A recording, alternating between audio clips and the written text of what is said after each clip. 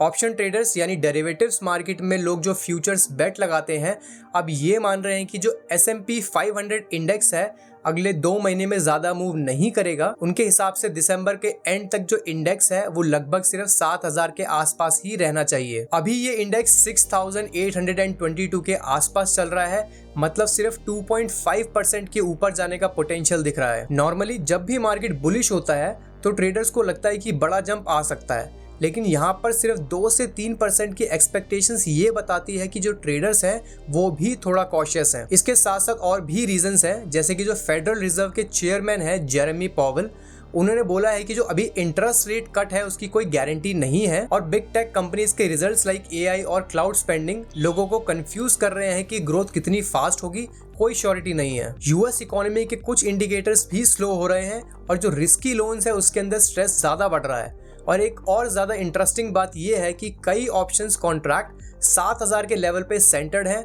तो वो एक मैग्नेट की तरह काम कर रहे हैं। अब बात करते हैं कि इससे हमको क्या समझ आता है। तो पहली चीज तो यही कि अगले 2 महीने तक एक्सपर्ट्स कह रहे हैं कि जो मार्केट है वो साइडवेज या फिर फ्लैट चल सकता है। इसीलिए एक्सपर्ट्स कह रहे हैं कि इंडेक्स पर बेट लगाने की बजाय अगर कोई ट्रेड करना ही चाहता है तो इंडिविजुअल स्टॉक्स के ऊपर फोकस करना चाहिए, जहां पे मूवमेंट ज्यादा हो सकती है। तो अब बात करते हैं कि इसका इम्पैक्ट इंडियन मार्केट के ऊपर क्या हो सकता है। इंडिया में भी कुछ टाइम से काफी अच्छी रैली आ रही थी और निफ्टी 50 ने अपने रिकॉर्ड हाई को भी टच किया, लेकिन अगर यूएस मार्केट काम रहा या फिर साइडवेज रहा तो FIIs मतलब कि जो फॉरेन इन्वेस्टर्स होते हैं वो अपनी प्रॉफिट बुकिंग कर सकते हैं और इसका रिजल्ट ये होगा कि पहली बात तो इंडियन मार्केट भी साइडवेज हो सकती है और दूसरी चीज ये कि हमको स्टॉक स्पेसिफिक मूव ज्यादा देखने को मिल सकते हैं। तो अब कंक्लूजन के बारे में अगर हम बात करें तो जैसा कि एक्सपर्ट्स ने बोला है कि जो S&P 500 है वो 7000 के लेवल पे एक रेजिस्टेंस ले सकता है, तो अगर वही फॉलो होता है और सेम ट्रेंड अगर हमको इंडियन मार्केट के अंदर भी दिखता है तो ट्रेडर्स को स्टॉक्स के अंदर ज्यादा अपॉर्चुनिटीज मिल सकती हैं as compared to index. I hope आपको ये एनालिसिस समझ आया हो।